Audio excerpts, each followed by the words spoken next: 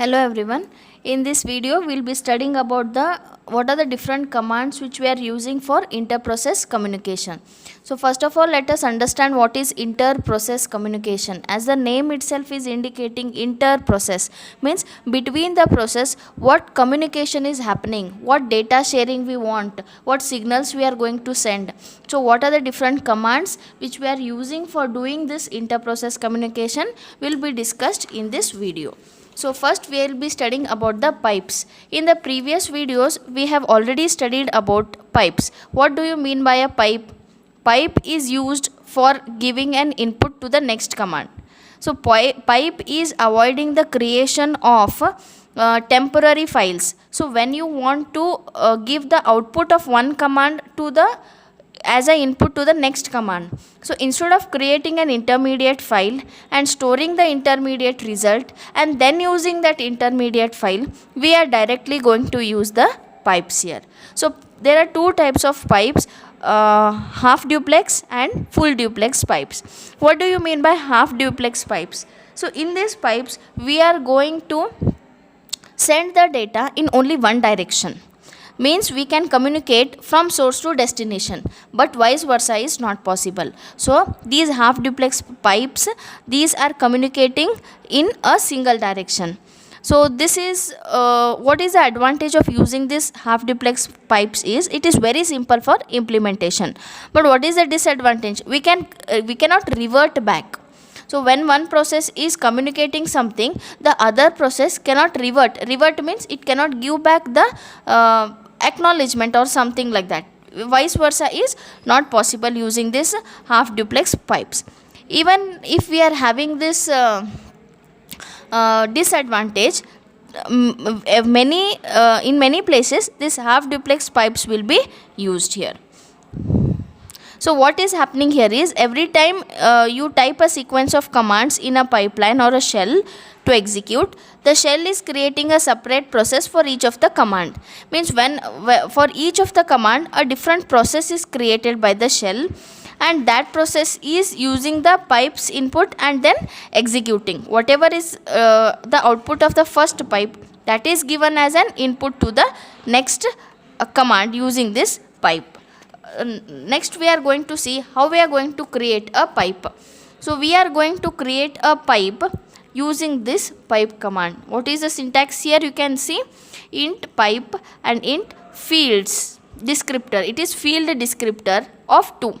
This pipe is going to return two descriptors. Which are those descriptors? Is file descriptor of 0 and file descriptor of 1. What are the meanings of these two descriptors? See, file descriptor of 0 means it is descriptor which is used for reading, and file descriptor of 1 means it is used for writing. File descriptor of 1 is for writing and file descriptor of 0 is for reading. These two descriptors will be created when you are creating a pipe. Then if this method or if this command executes successfully, then what is the return value? The return value is 0. Return 0 if it is okay, otherwise -1 on error. If there is any error in creating a file, then you are going to return a -1. So here is a diagram in which you can see how we are going to picture the half duplex pipes. Half duplex pipes means what? It is transferring of data from only one direction. So now the left half, this side figure, it shows the two ends only with the descriptors in a single process. So and this is showing the two descriptors, but here we are having a kernel. Okay, so what it is doing? From writing end to reading end. See, this is writing end means FD of 1, file descriptor of 1 is a writing file descriptor, and we are sending the data from the right side to the left side here. Here is a single process where we are having only two descriptors. So next here we are having a process diagram in which kernel is being depicted. Means from the writing end it is using a pipe and it is sent to the kernel. kernel will then send that signal, or then a write signal is sent to the reading side, that is for fd of 0. File descriptor of 0 is for reading, is it not? From reading to writing. Here only directly between the two descriptors diagram is shown, but here what is happening? Here we are showing the diagrams with the kernel as interpreting. What happens when a pipe is used is the next question. So when you are using a pipe, it automatically calls the fork command. What is this fork doing? Fork means it is going to create a new process, or it is going to create a new child process, you can say. This child process is used for IPC. IPC means inter process communication. So using this fork, the IPC channel is been established.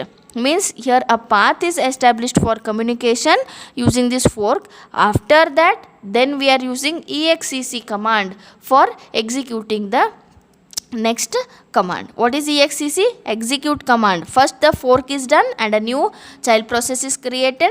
Communication between the child and parent is done then using with the exec command. This is what is happening. So in this diagram here you can see what is happening, or how the communication between a parent and a child is happening here. We are having the parent process, it is having its own copy of file descriptors 0 and 1, and here is a child with its own descriptors of file descriptor fd 0 and 1. Now we are having a kernel in between and a pipe is created for establishing the IPC. So FD1 means the writing end of a child. Writing end of a child communicates with the kernel and the data is then passed to the reading end. This is happening for child. Same thing is happening for parent here. So same thing is happening for parent. Now what is to be understood here is what happens when a pipe is used. You can see here a fork is done and a child is created. Child is going on doing its task as it is assigned. Okay, then now when this in these two, parent and child are not communicating. Child is doing its own work, parent is doing its own work. Suppose if there should be some communication between the child and the parent, how the communication is done? For a pipe from a parent to child, from parent to child. From parent means what? This is the parent. I want to send the data from parent to child. So from parent means we have to do the write operation. So writing from parent means read end should be closed. Read end is what? FD of 0. FD of 0 is closed. From parent means I am going to write this to the kernel and kernel is going to send to the child. Child what it should do? Child should read from the parent. Child should read from the parent. So reading end is open and writing end is closed here. So when you want to communicate with the child, reading end of a parent is closed, writing end of a child is closed. Only the writing end of a parent and reading end of a child are kept open and the communication happens between the parent and the child. Next, take the vice versa. If I want to communicate from child to parent, if I want to communicate from child to parent, what happens that time? That time, reading end of a child is closed, writing end to kernel, kernel to reading end. That time, writing end of a parent will be closed. So this happens when you want to communicate from child to the parent. Then, when one end of a pipe is closed, we have to apply two rules. Which are those rules? See here. If we read from a pipe whose right end is closed. Now here you can see in the child a right end is closed. So we are reading from this child where right end is closed. At that time what will happen? At that time after reading all the data, a 0 will be returned. See here. Read returns a 0, read returns a 0 to indicate the end of file. So when we are in such situation where the writing end is closed, if we read from a pipe where writing end is closed, then read will return a 0. After finishing the read operation completely, then a 0 will be returned to indicate the end of the file after all the data has been read. So this is the first rule. Next, if the if we write to a pipe whose read end is closed, now there in the first rule right end was closed, now here read end is closed. So when we are writing to a pipe whose read end is closed, that time what, see, when the complete writing is over, that time a signal will be generated. What signal? Sig pipe, sig pipe will be generated. And if we either ignore the signal or catch it and return from the signal handler, means when this signal is generated, two options are possible. Either we can ignore the signal or that signal can be caught. Catching the signal means what? The signals handler will be called. Signals handler, what do you mean by a handler? See, whenever a action happens, whenever an event happens, what should be done in correspondence to that event, that is called as handler. Okay, so if I say roll number 1, then roll number 1 will say yes sir. Is it not? Means I am saying roll number 1. What action I am going to get? How that roll number 1 is handling? He is saying yes sir. Similarly, whenever a event is occurring or whenever a signal is generated, its corresponding handlers will be called. So now here also, when the signal is generated, sig pipe, when this is generated, either it can be ignored or it can be caught. So when it is caught, and -1 will be returned if there is any error. So these are the two rules which we are applying when we are closing any one end of the pipe. Read end is closed or right end is closed. Depending on that, we are going to follow these rules. Next is we will be studying about the p open and p close functions.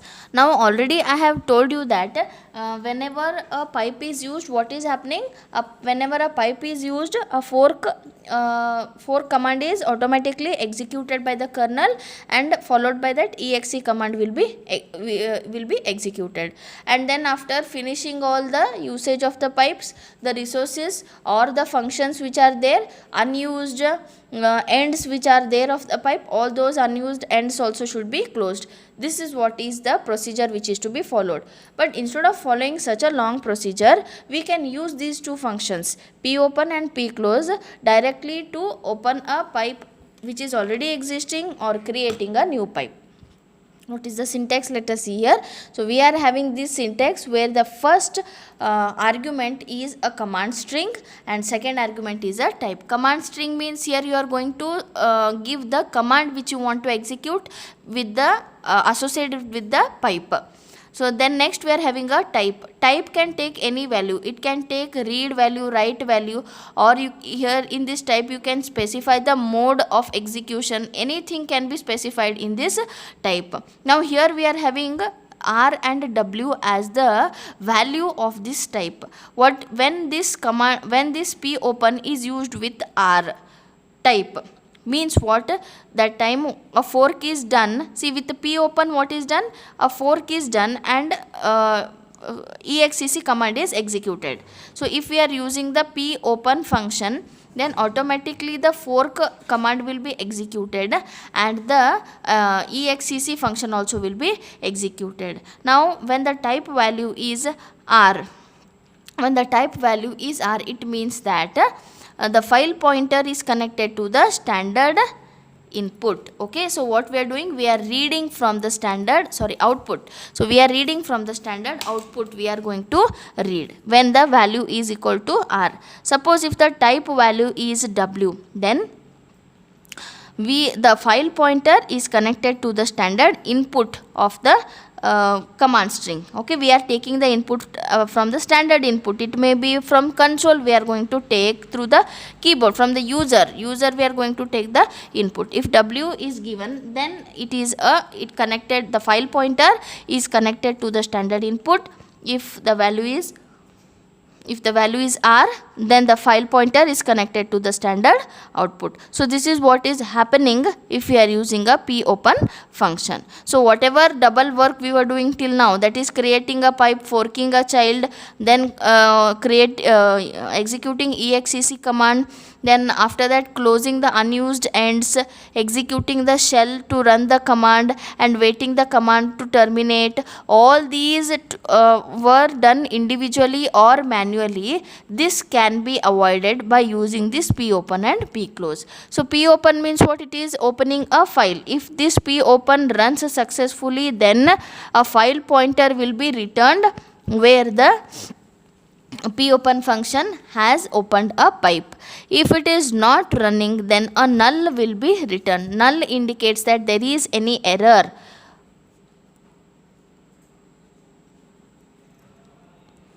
caused in creation of this popen. Coming to pclose file fp means it is going to close the file pointer, means whatever work is done when the task is completed by the pipes, when we are getting the output which is required, then those file pointers should be freed, is it not? To free them we are using the pclose function. So what pclose function does? The pclose function, it closes the standard IO stream, that is input output. We are having R and W, which is indicating the standard input and standard output. After the complete task is over, that time these IO streams will be closed, and then it will wait for the command to terminate. Once this all process is done successfully, that time it returns the termination status of the shell, whether it is terminated normally or is there any error during the termination. That status will be returned of the shell. If the shell cannot be executed, the termination status by the pclose is as if the shell is executing exit 127. See, what is this exit 127? Exit 127 is an error message which is generated. Now in your internet, if you are whatever search query you have given, and if that is not found, page not found, 404 error, like this you are going to get, is it not? So in the same manner, this exit 127 is an error which is returned when the file pointer cannot be closed. Okay, when the file pointer cannot be closed, it will be happening, means the error exit 127 will be given. Next topic which we'll be studying is about the coprocesses. So now in a Unix system, there is a concept called as a filter. What does this filter tell you is, the filter is a program which takes the input or which reads the input from the standard input and also writes the output or the result to the standard output. This is called as a filter. But sometimes what happens is, a program itself creates the filters input and it gives the filters output. Such programs are called as coprocesses. So coprocesses means what? Coprocesses, the program generates the filters output and reads the filters output. Okay, input and output both are done by the same program. Such filters are called as the coprocesses. These coprocesses run in the background from a shell, and its standard input are connected to some another programs using the pipe. Okay, so they are running as a background. Coprocesses are running in background and their input and output are connected to some another program. Now here you can see in the example, this is a parent and a child. This is reading from this standard input, means this standard input using a pipe, it is connected to the another process, that is the child process here. Okay, and this program, it reads the output from this child process. So this child process is called as a coprocess. What is happening here is, this parent process is getting the input from this program and reading the output also from this program. So this child process is called as a coprocess. So this is about the coprocesses. Next we'll be studying about the FIFOs. So we have already studied what are these FIFO. FIFO is a named pipe, or it is a temporary file which is used for IPC, that is inter-process communication. So when pipes are also used for IPC, they are also not creating the intermediate files, but still they are executing the many commands sequentially by taking the input from the previous output of the command. But what happens if the files are not related? that time pipes cannot be used. So we can use this FIFO, that is overcome by FIFO. We can use the FIFO for unrelated processes also for exchanging the data. These FIFOs are the named pipes, means they are the files which are used for inter-process communication. So it is just like a normal file, but it is a temporary file which is used for communication. So now how to create a FIFO? We are using a make FIFO, MK FIFO means make FIFO command for creating, where we are specifying the path name, where the file to be created, and also the mode in which the file is created. Mode means what? The mode which are present for all the files. Read only mode, then read write mode, write only mode, like this. All these modes are applicable to this make FIFO also. Then once we have used this MK FIFO to create a FIFO, then we can use it like a file. All the operations whatever we do on the file, the same operations can be done on this also. Then we have seen that whenever we are using a file, a flag we were using. What is that flag? Non-block flag. Okay, when you are opening with a non-block which is not specified, means you are not giving any information regarding this non-block, then what will happen? And open for read only means now we are having only read only mode. So in this read only mode, if this non-block is not specified, that time what will happen? It will block this command, non-block command, if it is not specified and someone else wants to write something there. Till that time all the processes will be blocked. Read only means only a process can read it. Okay. Then when someone wants to write it, when someone wants to write the data to the same file, till that time it blocks all the processes who wants to read it in the read only mode. Okay. What happens if the non-block flag is not specified and open for read only? If we are having the mode as read only, that time it blocks until other process opens the file. No other, what is the meaning of this sentence is, no other processes are allowed to read also. All the other files will be blocked, all the other processes will be blocked. Until when? Until someone wants to write to that file. Until someone wants to write to that file or a process, all the other processes will be blocked. Suppose now if this non-block flag is specified, means it is set to 1. What will happen? That time immediately it will be returned. Okay. And open for read only returns immediately, means if any other process is required to read, that time immediately the status will be returned, and for write only -1 with error will be written. So when we are having reading, that time in the first option what was happening? All the other processes were blocked. But here all the processes are not blocked. It is returning immediately with some status that this non-block is specified, so we cannot read the data. In the read case, suppose if we are having the write only, that time other processes which required the write at the same time, that time error will be generated, -1 will be returned, saying that already one write process is going on, so you cannot write. So like this is the meaning of those write. Specifically these FIFOs are used for two purposes. One is they are used for the shell commands. They are used by the shell commands to pass the data from one shell pipeline to another, creating an intermediate temporary files. From whence we have seen there are many shells which are used by a user: corn shell, C shell, bash shell. Like this different shells are there. So when you want to pass the data from one shell to another, that time you can use the FIFO, because it is completely unrelated. From one shell to another shell, processes are completely unrelated. That time you cannot simply use the pipes. Pipes are nothing but the linear connection between the commands. But these FIFOs, even unrelated processes can be connected using these FIFOs. Then the second use of FIFO, it is used as a client server application to pass the data. It means Randy's West points. What does this mean? It means that there is some fixed place or a point at which the data is to be passed. At that time only these FIFOs will be used for passing the data between the clients and the servers. This is another usage of these FIFOs.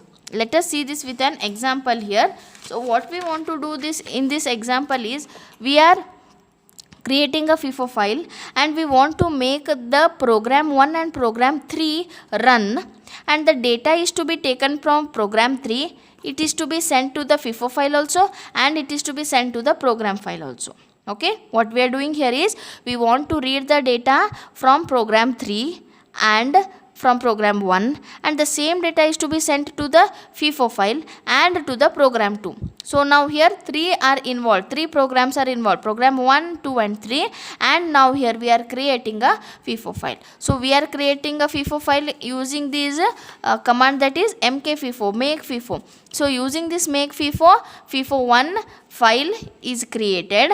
Then program 3, what does this symbol indicate? This symbol indicate that yes, this less than symbol, it indicates I am going to read.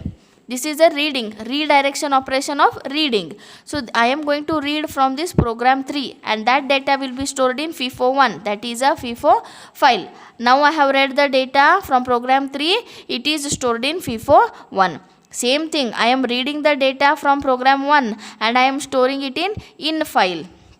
And I am storing it in file. So using the T command, this T command, I am sending the data to FIFO1. Means whatever is there in file, that is given to the T command, and then it is sent to FIFO1 also, and the same data is sent to program 2 also. Okay, so what we did here, we are reading from program 1 and using the T command we are sending it to the FIFO file and also sending to the program 2 file. So from this program 3, or from program 3 already FIFO is containing the data which is present in program 3. Then using this T command, I am sending the same data which is present in this in file. What is present in file? The whatever the data present in program 1. So whatever is present in program 1, I am sending to FIFO1 also and program 2 also using this T command. That is what is depicted here in this FIFOs. Followed by this, we will be studying now about the message queues. Message queues means it is a linked list of the messages which is maintained. Linked list we have already studied, means we will be having a link from the previous node to the next node. We can access any of the nodes. So why we are using linked list is, if the memory is non-contiguous, that time the linked list is helpful because we can provide the link where the next data is used. So here in this Unix system, message queues are created, means queue is created using a linked list, and each queue is identified by a message queue ID. It is identified by a queue ID. A new next here we will be having different functions to open a queue or to send a message, to receive a message. We will be having the different functions. So then here we can see each queue, when a queue is created, it will be having certain fields. What are those fields? It is having a positive long integer which is specifying the type of the field. Then we are having a non-negative length we will be having. It is indicating what is the size, and actual data bytes. How many actual data bytes are present? That will be stored in these arguments. And we are also having a structure, that is msqid_ds. In this we are having different parameters which are indicating something or the other. Like for example, this message underscore queue bytes, what it indicates? It indicates the maximum number of bytes on the queue. Then message underscore s time, it indicates the when the last message is sent. Then message underscore g bytes, q bytes, means it indicates how many number of bytes are present on the queue. Like this, different parameters will be present in this structure, and this structure can be accessed to get the information about that particular queue. So starting with, suppose now if you want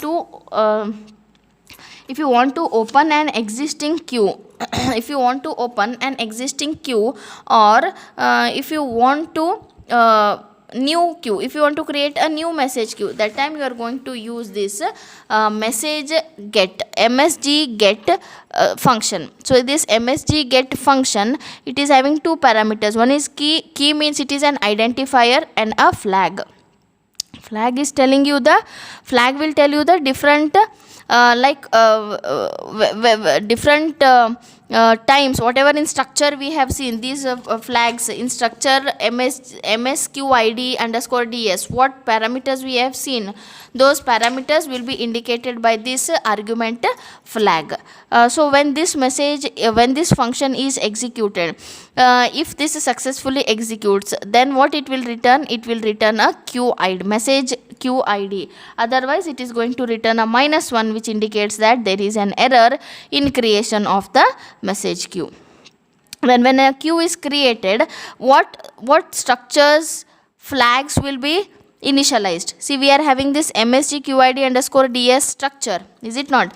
Previously I have shown you. So this structure we are having. So when we are creating a new queue, that time what flags will be initialized? So we are going to initialize the ipc underscore perm structure. Then we are this msc underscore qnum, lspid, lrpid, all the different flags, they will be initialized automatically when we are going to create a new flag or when we are going to open an already existing flag.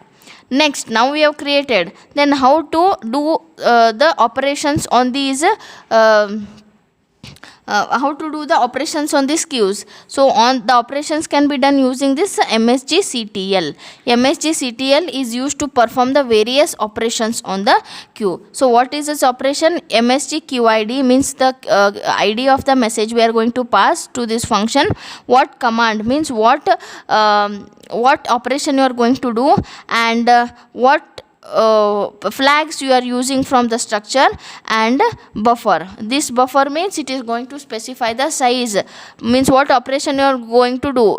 For that operation you require some buffer. So what is the size of that buffer? That is going to be specified in this last parameter. So if this function executes successfully, then a 0 will be returned, otherwise a -1 will be returned, which is indicating that it is an error. What type of commands you can execute? You can execute the set command, stat command, rmd command. Stat means you are going to fetch the information, statistics. Set means you are going to set some flags. We have seen this ms underscore ls pid, rid, s time, p time, c time. All these flags can be set using this function. Then if rmid means you can remove the queue from the system, you can remove the data, like this you can do. This is one. Now next what we can do is we can also place some data on the message queue. So to place the data on the message queue, we are having msg send command. Same things, same arguments we are having here. We are having a pointer which is a pointer to a message which we want to send, and here n bytes is indicating the total number of bytes which are present in that message, and flag normally is indicating all the parameters which are present in the msqid structure. Then this ptr argument points to the long integer that contains the message. Whatever message it is there, this ptr is pointing to that message. Then next, here also we can specify something called as ipc wait and no wait. Okay, so no wait is same as non block. Okay, we are having a non block which will be called as a flag when we open a file. Similarly, here also we can use the flag ipc no wait. It also can be specified. What does it mean? It is similar to the non-blocking IO flag. What it means? If the ipc underscore no wait causes the message sent to return immediately with an error, if it is specified, if the ipc no wait is activated, if it is set to 1, or if it is specified, then if we are sending the message, then immediately the control will be returned, saying that already one process is sending, you have to wait. If it is not specified, then all the other processes will be blocked until the other process has already finished its sending. So this is done by ipc underscore no wait. Next, finally, if you want to receive the message, okay, if you want to receive, message can be retrieved by using the msg rcv. So msg rcv, here we are again passing the message id, then we are will be having a pointer whatever message we are receiving, that a pointer to that message, how many bytes we want to receive, or what is the size of the message that is received, what is the type, and what is the flag we are using. So type means it is indicating it is having three values, either 0, greater than 0, or less than 0. If the type value is 0, it means that this message receive should send the first message on the queue. If the type value is 0, whatever is the first message on the queue, that should be returned. If the type value is greater than 0, then the first message on the queue whose message type equal to this value. Suppose here if I am passing 5, then the first message whose value is equal to 5 here, that message should be retrieved. Then next, if the message is less than 0, the first message on the queue whose message type is lowest value, suppose if I am passing here value 4, those messages whose values are less than 4, that first message should be retrieved using this value of type. So this is what we are going to receive, MGRCV. Using this we are going to receive. Then next we will be studying something about the semaphores. Now what is this semaphore? Before going to that, there in a system it is obvious that there will be some data which will be shared by many. Sharing of data, what it makes, it reduces the memory size, reduces in the sense that if the same data is required by many of the processes, so instead of keeping the multiple copies with each process, what we can do is we can keep only one copy, and that copy can be made as a shared copy, and the same copy can be used by all other processes. In this way we are saving the memory, means we are making room for the data of some other processes. Okay, so many processes can be accommodated when such things happen, when we are using the sharing. Then while using this shared data, if many of them are modifying the same data, what happens at that time? We will be having inconsistent data, means some may be incrementing the data, some may be decrementing the data, like this. Some may be updating it, some may be modifying, just changing some values into it, like this can be done. So when such thing happens, if many of them are accessing the same data simultaneously, inconsistency of data happens. So to avoid that, we are going to use the semaphores. What are the semaphore? It is just like a counter which provides access to the shared data. Means it is telling you whether the value of this is, if it is positive, it means that if it is positive, it means that data is being used by the other processes. If it is negative, then it means that the same data is available for others, so that data can be used. So now to obtain the shared resource using the semaphore, what we have to do is, first we have to test the value of the semaphore. Each resource is having its own semaphore value. So we are going to test the semaphore here, whether the value of the semaphore is positive. If it is positive, the process can use the resource. If this is negative, then what happens? We cannot use the resource. Once means each of them will be having its own value. Resources will be having, for example, in a network there are 5 systems, so 5 printers. The printer is a resource, its value will be 5. Okay, then semaphore value of that printer will be 5. Then one process request for a print, then we are seeing that this semaphore value is 5, it is positive, we can use it. So this process P1 is using that one printer. How many are remaining? 4. So what happens? The value of this semaphore will be decremented and it becomes 4. Similarly, then it becomes 3, 2, 1, 0 and it goes into minus.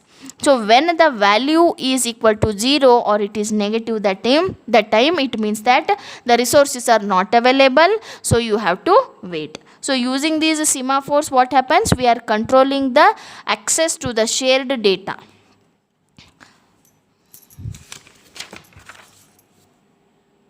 There are different kinds of semaphore. One of them is a binary semaphore. Binary means what? 0 and 1. So it is used for controlling a single resource. If the value is 0, it means that that resource is busy, you have to wait. If the value is 1, it means that that resource is available and it can be used. The one process who is using that resource, once it starts using, it should decrement the value of that semaphore so that it becomes 0.